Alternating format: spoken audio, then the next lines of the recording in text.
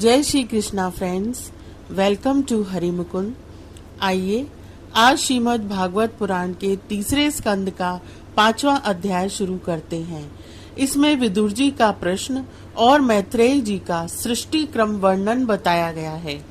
श्री सुखदेव जी कहते हैं, परम ज्ञानी मैत्रेय मुनि हरिद्वार क्षेत्र में विराजमान थे। भगवत भक्ति से शुद्ध हुए हृदय वाले विदुर जी उनके पास जा पहुँचे और उनके साधु स्वभाव से आप्यायित होकर उन्होंने पूछा।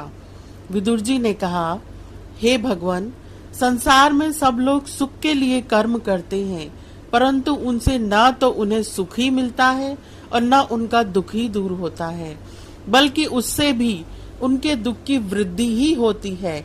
अतः इस विषय में क्या करना उचित है, यह आप मुझे कृपा करके बतलाइए। जो लोग दुर्भाग्यवश भगवान श्री कृष्ण से विमुख, अधर्म परायण और अत्यंत दुखी हैं, उन पर कृपा करने के लिए ही आप जैसे भाग्यशाली भगवत भक्त संसार में विचरा करते हैं। साधु शिरोमणि, आप मुझे उस शांतिप्रद साधन का उपदेश दीजिए जिसके अनुसार आराधना करने से भगवान अपने भक्तों के हृदय में आकर विराजमान हो जाते हैं और अपने स्वरूप का अपरोक्ष अनुभव कराने वाले सनातन ज्ञान प्रदान करते हैं। त्रिलोकी की नियंता और परम स्वतंत्र श्री हरि अवतार लेकर जो जो लीलाएं करते हैं, जिस प्रकार अकर्ता होकर भी उन्होंने कल्प के आरंभ में इस सृष्टि की रचना की, जिस प्रकार इसे स्थापित कर वे जगत के जीवों की जीविका का विधान करते हैं, फिर जिस प्रकार इसे अपने हृदय आकाश में लीन कर वृत्ति शून्य हो योग माया का आश्रय लेकर शयन करते हैं, और जिस प्रकार वे प्रभु एक होने पर भी इस ब्रह्मांड में अंतर्यामी रूप से अनुप्रविष्ट होकर अनेकों रूप में प्रकट होते हैं, वह सब रहस्य आप हमें समझाइए। ब्राह्मण, गौ और देवताओं के कल्याण के लिए जो अनेकों अवतार धारण करके लीला से ही नाना प्रकार के दिव्य कर्म करते हैं, वे भी हमें सुनाइए। यशस्वियों के मुकुटमणि श्री हरि के लीला अमृत का पान करते करते हमारा मन तृप्त नहीं होता है। हमें यह भी सुनाइए कि उन समस्त लोकपतियों के स्वामी श्री हरि ने इन लोकों, लोकपालों और लोकालोक पर्वत से बाहर के भागों को, जिनमें ये सब प्रकार के प्राणियों के अधिकार अनुसार भिन्न भिन्न भेद प्रतीत हो रहे हैं, किन तत्वों से रचा है। उन विश्वकर्ता स्वयंभू श्री नारायण ने अपनी प्रजा के स्वभाव, कर्म, रूप और नामों के भेद की किस प्रकार रचना की है। उनका तो नारद आदि महात्मा गण भी आप जैसे साधुओं के समाज में कीर्तन करते हैं, तथा जब ये मनुष्यों के कर्ण रंध्रों में प्रवेश करते हैं, तब उनकी संसार चक्र में डालने वाली घर गृहस्थी की आसक्ति को काट डालते हैं। भगवान, आपके सखा मुनिवर कृष्ण द्वैपायन ने भी भगवान के गुणों का वर्णन करने की इच्छा से ही महाभारत रचा है। उसमें भी विषय सुखों का उल्लेख करते हुए मनुष्यों की बुद्धि को भगवान की कथाओं की ओर लगाने का ही प्रयत्न किया गया है। यह भगवत कथा की रुचि श्रद्धालु मनुष्य हृदय में जब बढ़ने लगती है, तब अन्य विषयों से उसे विरक्त कर देती है। वह भगवत चरणों के निरंतर चिंतन से आनंद मग्न हो जाता है और उस पुरुष के सभी दुखों का तत्काल अंत हो जाता है। मुझे तो उन शोचनीयों के भी शोचनीय अज्ञानी मनुष्यों के लिए निरंतर खेद रहता है, जो अपने पिछले पापों के कारण श्री हरि की कथाओं से विमुख रहते हैं। काल भगवान उनके अमूल्य जीवन को काट रहे हैं और वे वाणी, देह और मन से व्यर्थ वाद विवाद, व्यर्थ चेष्टा और व्यर्थ चिंतन में लगे रहते हैं। मैत्रेय जी, आप दीनों पर कृपा करने वाले हैं। आप भोरा जैसे फूलों में से रस निकाल लेता है, उसी प्रकार इन लौकिक कथाओं में से इनकी सारभूता परम कल्याणकारी पवित्र कीर्ति श्री हरि की कथाएं छांट कर हमारे कल्याण के लिए सुनाइए। उन सर्वेश्वर ने संसार की उत्पत्ति, स्थिति और संहार करने के लिए अपनी माया शक्ति को स्वीकार कर राम कृष्ण आदि अवतारों के द्वारा जो अनेकों अलौकिक लीलाएं की हैं, वे सब मुझे सुनाइए। श्री सुखदेव जी कहते हैं, जब विदुर जी ने जीवों के कल्याण के लिए इस प्रकार प्रश्न किया, तब तो मुनि श्रेष्ठ भगवान मैत्रेय जी ने उनकी बहुत बड़ाई करते हुए यूं कहा। श्री मैत्रेय जी बोले, साधु स्वभाव विदुर जी, आपने सब जीवों पर अत्यंत अनुग्रह करके यह बड़ी अच्छी बात पूछी है। आपका चित्त तो सर्वदा श्री भगवान में ही लगा रहता है, तथापि इससे संसार में भी आपका बहुत सुयश फैलेगा। आप श्री व्यास जी के औरस पुत्र हैं, इसलिए आपके लिए यह कोई बड़ी बात नहीं है कि आप अनन्य भाव से सर्वेश्वर श्री हरि के ही आश्रित हो गए हैं। आप सर्वदा ही श्री भगवान और उनके भक्तों को अत्यंत प्रिय हैं, इसलिए भगवान निज धाम पधारते समय मुझे आपके ज्ञानोपदेश करने की आज्ञा दे गए हैं। इसलिए अब मैं जगत की उत्पत्ति, स्थिति और लय के लिए योग माया के द्वारा विस्तारित हुई भगवान की विभिन्न लीलाओं का क्रमशः वर्णन करता हूँ। सृष्टि रचना के पूर्व समस्त आत्माओं के आत्मा एक पूर्ण परमात्मा ही थे, न दृष्टा था न दृश्य। सृष्टि काल में अनेक वृत्तियों के भेद से जो अनेकता दिखाई पड़ती है, वह भी वही थे, क्योंकि उनकी इच्छा अकेले रहने की थी। वे ही दृष्टा होकर देखने लगे, परंतु उन्हें दृश्य दिखाई नहीं पड़ा, क्योंकि उस समय वे ही अद्वितीय रूप से प्रकाशित हो रहे थे। ऐसी अवस्था में वे अपने को असत के समान समझने लगे। वस्तुतः वे असत नहीं थे, क्योंकि उनकी शक्तियां ही सोई थीं, उनके ज्ञान का लोप नहीं हुआ था। यह दृष्टा और दृश्य का अनुसंधान करने वाली शक्ति ही कार्य कारण रूपा माया है।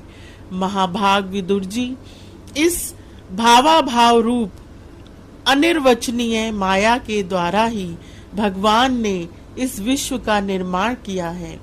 काल शक्ति से जब यह त्रिगुणमयी माया शोभ को प्राप्त हुई, तब उन इंद्रियातीत चिन्मय परमात्मा ने अपने अंश पुरुष रूप से उसमें चिदाभास रूप बीज स्थापित किया। तब काल की प्रेरणा से उस अव्यक्त माया से महतत्व प्रकट हुआ। वह मिथ्या अज्ञान का नाशक होने के कारण विज्ञान स्वरूप और अपने में सूक्ष्म रूप से स्थित प्रपंच की अभिव्यक्ति करने वाला था। फिर चिदाभास गुण और काल के अधीन उस महतत्व ने भगवान की दृष्टि पड़ने पर इस विश्व की रचना के लिए अपना रूपांतर किया। महतत्व के विकृत होने पर अहंकार की उत्पत्ति हुई, जो कार्य कारण और कर्ता रूप के होने के कारण भूत, इंद्रिय और मन का कारण है। वह अहंकार वैकारिक, तेजस और तामस भेद से 3 प्रकार का है। अतः अहम तत्व में विकार होने पर वैकारिक अहंकार से मन और जिन से विषयों का ज्ञान होता है, वे इंद्रियों के अधिष्ठाता देवता हुए। तेजस अहंकार से ज्ञानेंद्रियां और कर्मेंद्रियां हुई तथा तामस अहंकार से सूक्ष्म भूतों का कारण शब्द तन्मात्र हुआ और उससे दृष्टांतर रूप से आत्मा का बोध कराने वाला आकाश उत्पन्न हुआ। भगवान की दृष्टि जब आकाश पर पड़ी, तब उससे फिर काल, माया और चिदाभास के योग से स्पर्श तन मात्र हुआ और उसके विकृत होने पर उससे वायु की उत्पत्ति हुई। अत्यंत बलवान वायु ने आकाश के सहित विकृत होकर रूप तंत्र मात्र की रचना की और उससे संसार का प्रकाशक तेज उत्पन्न हुआ। फिर परमात्मा की दृष्टि पड़ने पर वायु युक्त तेज ने काल माया और चिदंश के योग से विकृत होकर रस तन्मात्र के कार्य जल को उत्पन्न किया। तदंतर तेज से युक्त जल ने ब्रह्म को दृष्टिपात होने पर काल माया और चिदंश के योग से गंध गुणमयी पृथ्वी को उत्पन्न किया। विदुर जी, इन आकाश आदि भूतों में से जो जो भूत पीछे पीछे उत्पन्न हुए हैं, उनमें क्रमशः अपने पूर्व भूतों के गुण भी अनुगत समझने चाहिए। ये महतत्व आदि के अभिमानी विकार विक्षेप देवगण श्री भगवान के ही अंश हैं, किंतु पृथक पृथक रहने के कारण जब वे विश्व रचना रूप अपने कार्य में सफल नहीं हुए, तब हाथ जोड़कर भगवान से कहने लगे। देवताओं ने कहा, देव, हम आपके चरण कमलों की वंदना करते हैं। ये अपनी शरण में आए हुए जीवों का ताप दूर करने के लिए छत्र के समान हैं तथा इनका आश्रय लेने से यति जन अनंत संसार दुख को सुगमता से ही दूर फेंक देते हैं। जगत कर्ता जगदीश्वर इस संसार में ताप त्रय से व्याकुल रहने के कारण जीवों को जरा भी शांति नहीं मिलती। इसलिए भगवान, हम आपके चरणों की ज्ञानमयी छाया का आश्रय लेते हैं। मुनिजन एकांत स्थान में रहकर आपके मुख कमल का आश्रय लेने वाले वेद मंत्र रूप पक्षियों के द्वारा जिनका अनुसंधान करते रहते हैं तथा जो संपूर्ण पाप नाशिनी नदियों में श्रेष्ठ श्री गंगा जी के उद्गम स्थान है, आपके उन परम पावन पाद पद्मों का हम आश्रय लेते हैं। परम यशस्वी परमेश्वर इंद्रियों के विषयाभिमुख रहने के कारण जिनका मन सर्वदा बाहर ही भटका करता है, वे पामर लोग आपके विलासपूर्ण पाद विन्यास की शोभा के विशेषज्ञ भक्तजनों का दर्शन नहीं कर पाते। इसी से वे आपके चरणों से दूर रहते हैं।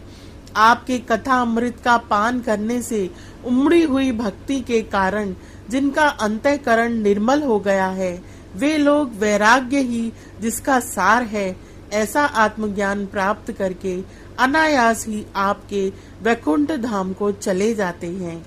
दूसरे धीर पुरुष चित्त निरोध रूप समाधि के बल से आपकी बलवती माया को जीतकर आप में ही लीन तो हो जाते हैं, पर उन्हें श्रम बहुत होता है, किंतु आपकी सेवा के मार्ग में कुछ भी कष्ट नहीं है। आदिदेव, आपने सृष्टि रचना की इच्छा से हमें त्रिगुण में रचा है, इसलिए विभिन्न स्वभाव वाले होने के कारण हम आपस में मिल नहीं पाते और इसी से आपकी क्रीड़ा के साधन रूप ब्रह्मांड की रचना करके उसे आपको समर्पण करने में असमर्थ हो रहे हैं। अतः जन्म रहित भगवान, जिससे हम ब्रह्मांड रचकर आपको सब प्रकार के भोग समय पर समर्पण कर सकें और जहां स्थित होकर हम भी अपनी योग्यता के अनुसार अन्न ग्रहण कर सकें तथा ये सब जीव भी सब प्रकार की विघ्न बाधाओं से दूर रहकर हम और आप दोनों को भोग समर्पण करते हुए अपना अपना अन्न भक्षण कर सकें, ऐसा कोई उपाय कीजिए। आप निर्विकार पुराण पुरुष ही अन्य कार्य वर्ग के सहित हम देवताओं के आदि कारण हैं। परमात्मा देव महतत्व आदि रूप हम देवगण जिस कार्य के लिए उत्पन्न हुए हैं, उसके संबंध में हम क्या करें? हम पर आप ही अनुग्रह करने वाले हैं, इसलिए ब्रह्मांड रचना के लिए आप हमें क्रिया शक्ति के सहित अपनी ज्ञान शक्ति भी प्रदान कीजिए। यह अध्याय यहीं समाप्त होता है। आज के लिए इतना ही। Please like, share and subscribe my channel. Thank you.